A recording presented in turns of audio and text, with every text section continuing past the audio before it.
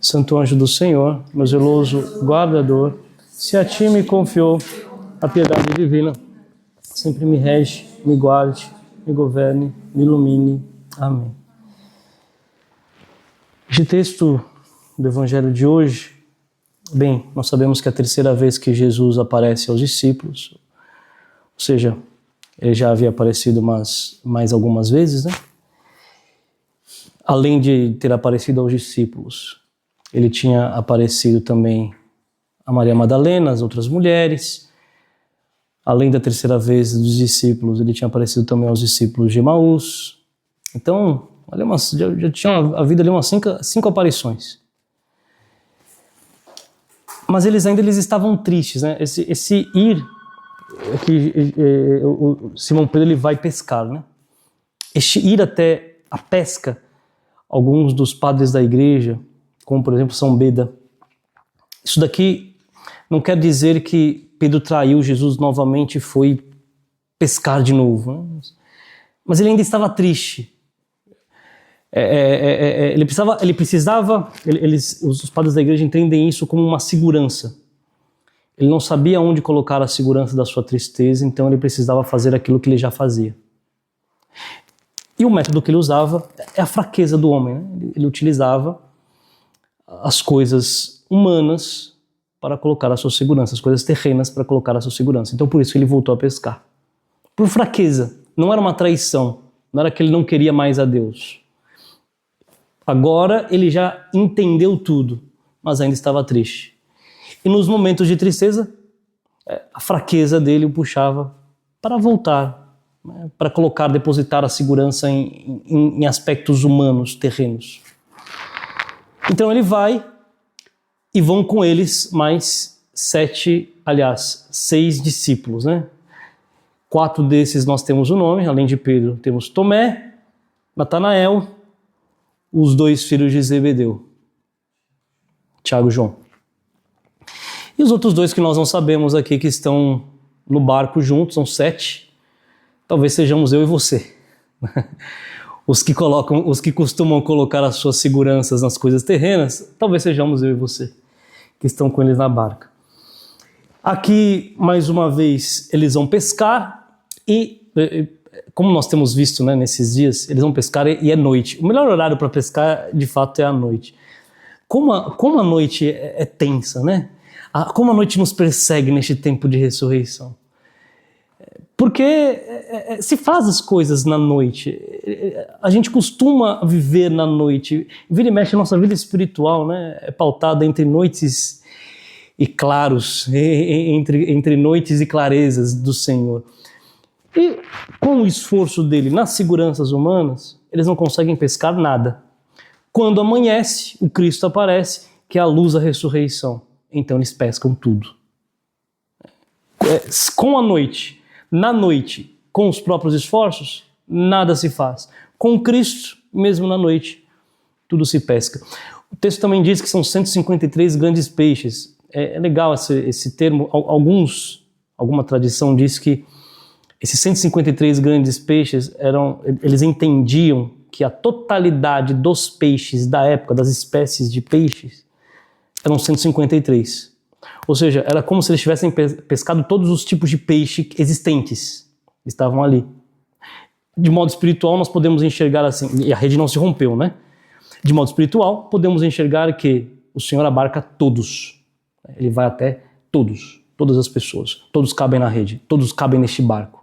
O barco não afunda, mesmo com 153 grandes peixes. A rede não se rompe, porque todos cabem na rede do Senhor. Enfim, mas aqui queria destacar 2 coisas, né? Primeiro, a constância de Pedro e dos discípulos, né? O que faz com que eles encontrem o nosso Senhor? Primeiro, a constância deles. Pedro poderia simplesmente, na tristeza dele, se fechar em si mesmo e parar por ali e aí sim desistir do Senhor, né? Mais uma vez negar o Senhor. Ele foi constante. Ele poderia ficar sozinho, mas ele não ficou sozinho, ele foi constante. Ele preferiu estar com os seus amigos, ele preferiu estar com os discípulos. Ele não ficou sozinho, porque às vezes a constância nós entendemos, quando pedimos constância, nós entendemos a constância como uma espécie de perfeição, né? Puxa vida, eu não sou constante, porque na verdade você está querendo dizer assim, eu não sou perfeito. E realmente, nós não somos perfeitos.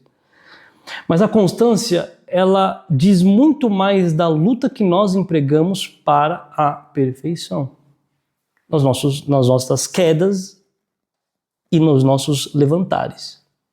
Ser constante não significa que você vai acertar sempre. Ser constante significa que você vai lutar para acertar. Mesmo que você caia. Mesmo que você vá na fraqueza. Pedro estava sendo constante. Pedro foi constante quando, mesmo sem saber que era o Senhor, ainda ele não havia percebido que era o Senhor, ele ouviu a voz e lançou as redes. E ele pescou por conta da sua constância. Mesmo na sua fraqueza, ele foi constante. É isso que quer dizer de nós a constância, e por isso que nós não podemos parar de rezar, né? Por isso que nós não podemos parar de escutar o Senhor. Porque é assim que nós seremos constantes. Muitas pessoas não conseguem ser constantes porque param de fazer e acham que está tudo acabado. Não está tudo acabado. Eu preciso continuar a fazer mesmo na minha fraqueza. O que o Senhor ensina aqui, olha, continue. Continue. E aqui é interessante que da constância nós temos uma outra virtude também. A constância ela é filha dessa virtude, né, que é a virtude da prudência. Quando João ele percebe que é Jesus, ele diz, é o Senhor. Pedro fica extasiado. O texto nos diz que ele estava nu.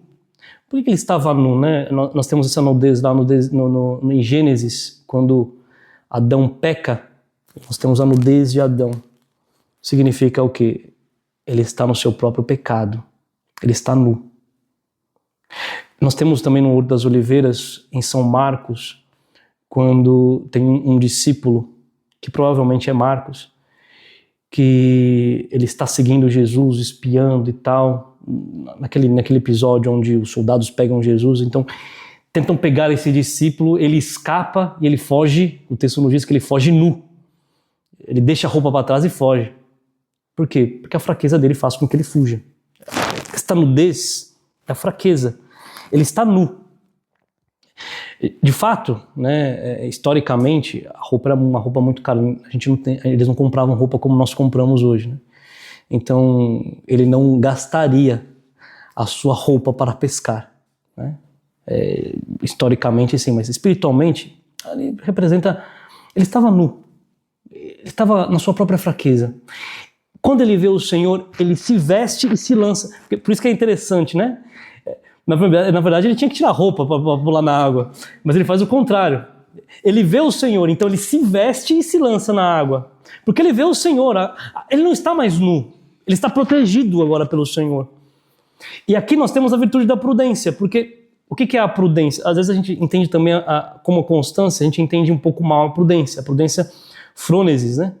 É aquela virtude que você estabelece tudo o possível para fazer o bem. Você faz de tudo para que o bem possa ser praticado. Você faz de tudo para buscar a Deus. Então, a virtude da prudência, ela, alguns, inclusive, São Tomás de Aquino coloca como a virtude da prudência como a mãe das virtudes morais, porque ela te dá um impulso para buscar todas as outras virtudes, um impulso para buscar tudo aquilo que é de Deus. Então aqui, o que Pedro faz? Ele se reveste e se lança, ou seja, ele está fazendo de tudo para ir ao encontro do Senhor. Não importa o que aconteça, eu vou. É o Senhor, ele se veste, ele se lança, ele se joga, porque ele faz de tudo. Né? Porque agora ele entende que é o Senhor onde ele precisa colocar as suas seguranças, não nas coisas terrenas, e por isso ele se atira ao mar. E o mar também tem um simbolismo muito bonito, né? O mar significa trevas, o mar significa... É no mar que vem as tormentas, é no mar... Eles não conseguem entender o mar ninguém consegue entender. Né? Então, ele se lança, ou seja, ele realmente faz de tudo para buscar a Deus, ele se lança no mar.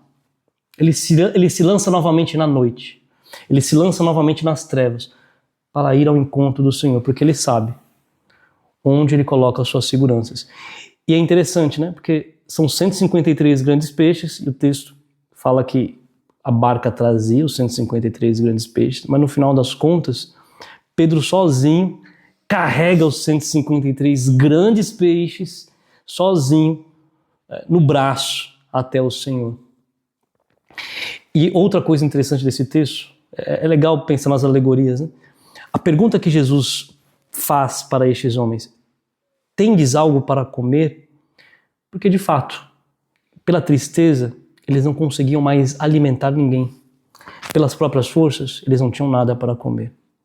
Agora, quando eles encontram o Senhor ressuscitado, agora eles trazem esses 153 grandes peixes no braço, porque é pela força do Senhor que nós damos alimento. Vamos pedir essa graça ao Senhor, tanto da prudência quanto da constância. Que nós sejamos prudentes para fazer tudo aquilo que agrada o Senhor, aplicarmos todos os esforços, e que sejamos constantes para praticarmos a prudência todos os dias da nossa vida. Louvado seja nosso Senhor Jesus Cristo.